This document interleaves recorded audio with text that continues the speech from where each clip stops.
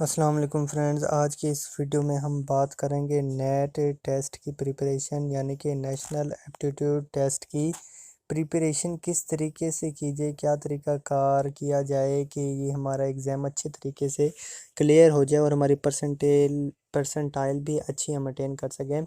तो हम इस वीडियो में इस बारे में बात नहीं करेंगे कि नेट टेस्ट किन यूनिवर्सिटीज़ के लिए है या ठीक है या इसकी यानी कि डिफरेंट जो फील्ड्स हैं, यानी कि प्री मेडिकल के लिए कौन सा टेस्ट होता है, प्री इंजीनियरिंग, यानी कि इनके सिलेबस के बारे में बात नहीं करेंगे। मैं जनरल प्रिपरेशन की बात करूँगा क्योंकि यूट्यूब पर बहुत सारी वीडियोस आपको मिलेंगी, ठीक है, जो टाइम पास करने के लिए भी हैं, यानी कि जस्ट टाइम वेस्टिंग वीडियोस भी हैं और जिनमें सिलेबस भी आपको मिल जाएगा। मैंने ये जो वीडियो बनाई है ये प्रिपरेशन के लिए बनाई है ताकि ये वीडियो देखने से आपकी इतनी प्रिपरेशन हो जाए कि आप इजीली 65% मार्क्स गेन कर सकें in the national aptitude test.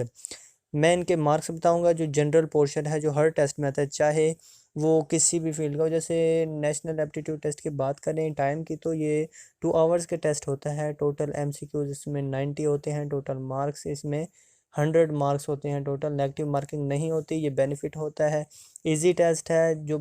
जिस बच्चे की यानी कि रीजनिंग पावर सेंस अच्छी है, ठीक है, वो इजीली इसको क्लियर कर सकता है। बस थोड़ी सी गाइडलाइन उसको मिल जाए, एक आइडिया हो जाए, कॉन्सेप्ट क्लियर हो जाए, उसके बाद ये इजीली क्लियर किया जा सकता है। नए टेस्ट में देखें तो प्री मेडिकल जो जिनकी एफएससी प्री मेडिकल होती है, एफएससी प्री इंजीनियरिंग होती है, या कंप्यूटर साइंस जिन्होंने आईसीएस किया होता है, जनरल साइंस, आर्ट्स, कॉमर्स, तो ये डिफरेंट किस्म का नेशनल एप्टीट्यूड टेस्ट होता है। इसमें कुछ पोर्शन होता है जनरल पोर्शन, जिसमें आ जाता है वर्बल पोर्शन जो 20 मार्क्स का होता है, एनालिटिकल पोर्शन वो भी 20 मार्क्स का, एंड क्वांटिटेटिव पोर्शन वो भी 20 मार्क्स का होता है।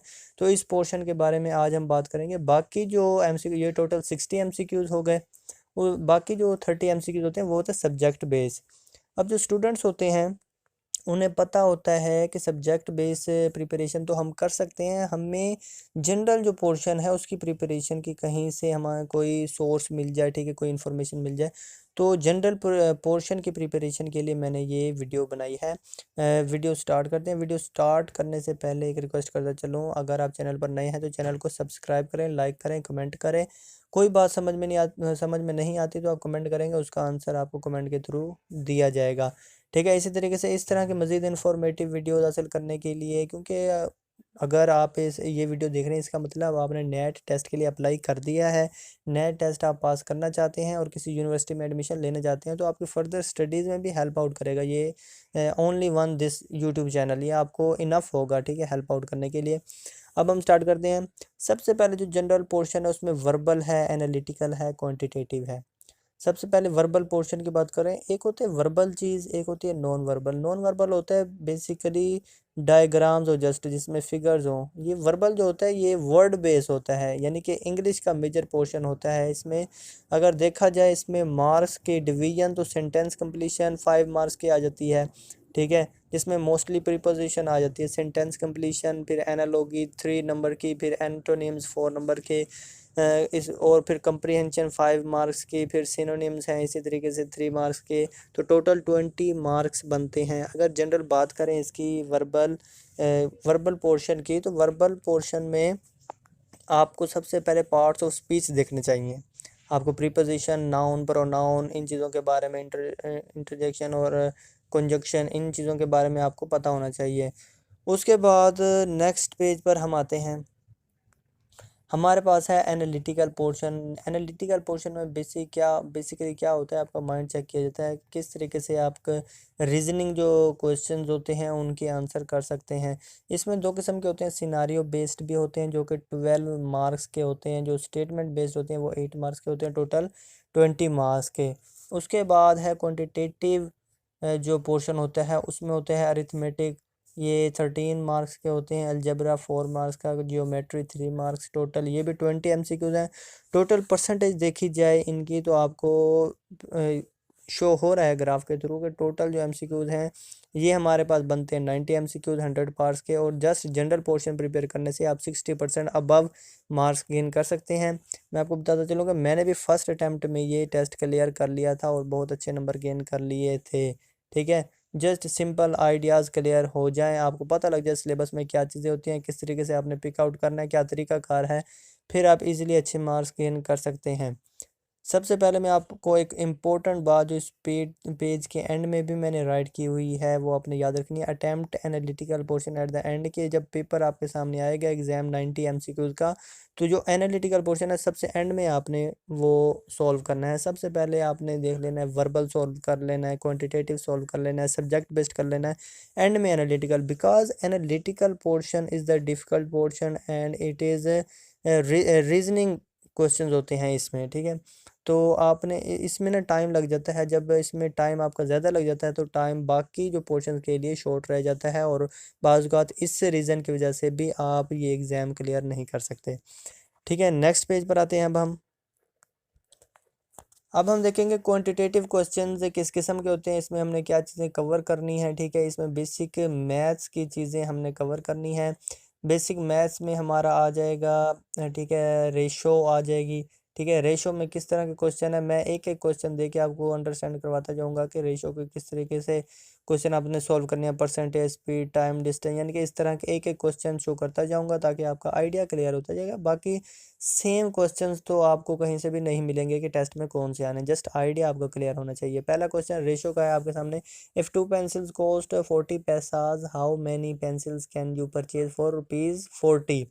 अब देखें, जब 40 पैसे में आपको 2 पेंसिल मिल रही हैं तो 40 रुपए में कितनी पेंसिल मिलेंगी, ये क्वेश्चन है, रेशो का क्वेश्चन है, ठीक है। अब देखें 1 रुपये में होते हैं 100 पैसाज, 40 पैसाज में आपको मिल रही हैं 2 पेंसिल, आप इसका इजीली डबल कर लेंगे, यानी कि 80 पैसाज में आपको 4 पेंसिल्स। इसी तरीके से 100 पैसाज में आपको 5 पेंसिल। अब 100 पैसाज बराबर है 1 रुपये के, 1 रुपये इज इक्वल टू 5 पेंसिल हो गए। इसी तरीके से 1 रुपये का जब हमें पता लग गया कि कितनी पेंसिल्स आ रही हैं तो 40 रुपीज़ की ईजिली हो गया, हमने 5 को मल्टीप्लाई कर दिया 40 से और 200 हमारा आंसर आ गया। इसी तरीके से परसेंटेज का इसमें पोर्शन होता है। परसेंटेज का मतलब होता है मीन्स फ्रॉम ईच 100, यानी कि किसी भी चीज़ का 100th पोर्शन जो होता है वो परसेंटेज होता है। जैसे क्वेश्चन इस तरीके से आते हैं, 600 इज़ व्हाट परसेंट ऑफ 800।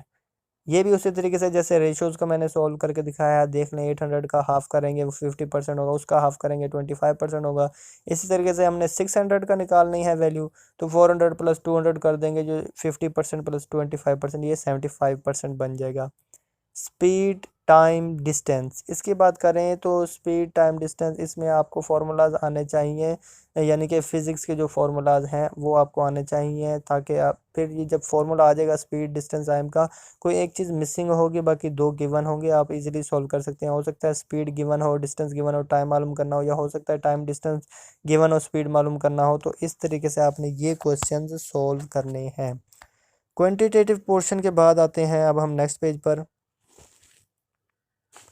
ठीक है।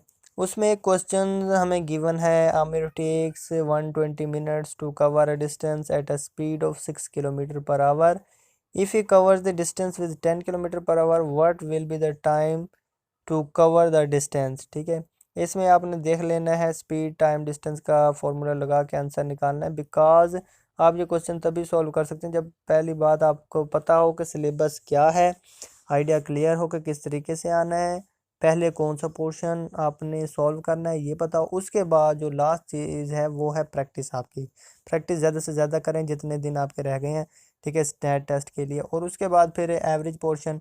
एवरेज पोर्शन में एवरेज का मतलब क्या होता है, एवरेज होता है, ठीक है, sum of numbers by total numbers divide कर देना होता है, ये सिंपल एवरेज है, ये अब इसमें कोई डिफ़िकल्ट चीज़ नहीं है। उसके बाद अलजबरा की बात करें तो अलजबरा के क्वेश्चन आपको स्क्रीन पर शो हो रहे हैं, इजी क्वेश्चन है, अलजबरा के फार्मूलाज आपको आते हो तो आप इजीली इनको सॉल्व कर सकते हैं। उसके बाद जियोमेट्री का देखें, जियोमेट्री का एक मैंने क्वेश्चन भी आपको दिया हुआ है, if a circle has diameter of 8, ठीक है, 8 डायमीटर है, what is the circumference, circumference आपने, ठीक है, मालूम करना है, 2 पाई आर आपको पता है फॉर्मूला होता है जियोमेट्री का। इसी तरीके से जियोमेट्री के फार्मूलाज आप कर लेंगे, यानी कि बेसिक मैथमेटिक्स जो फार्मूलाज हैं वो आप लर्न कर लेंगे, प्रैक्टिस कर लेंगे तो आप इजीली ये पोर्शन सॉल्व कर सकते हैं, इसमें कोई डिफ़िकल्ट बात नहीं है। जो अब नेक्स्ट पेज आएगा उसमें मैंने बेसिक फार्मूलाज आपको दी गिवन है, आपको दिए हुए हैं, यहाँ से ही याद कर लें आप, इसी पेज पर ही आप अपने इनको याद कर लें, लर्न कर लें और अच्छे तरीके से रिमाइंड कर लें, ठीक है। ये आपको शो हो रहे हैं स्क्रीन पर बेसिक फार्मूलाज। ये तमाम आपने प्रिपेयर कर लेने हैं अच्छे तरीके से, इनको याद कर लेना है कि सरकमफ्रेंस का फार्मूला क्या होता है, एरिया का फार्मूला, एरिया चाहे किसी भी फिगर का हो वो किस तरीके से आपने सॉल्व कर लेना है। उसके बाद नेक्स्ट पेज हमारा आ जाता है एनालिटिकल पोर्शन का। एनालिटिकल पोर्शन में बेसिकली क्या होता है, एनालिटिकल पोर्शन में आपकी रीजनिंग चेक की जाती है। मैंने आपको बताया डिफिकल्ट पोर्शन होता है। एक एग्जांपल यहाँ पे मैंने दी हुई है, 7 person live in a street, एक गली में 7 शख्स रहते हैं, having houses in line consider the following.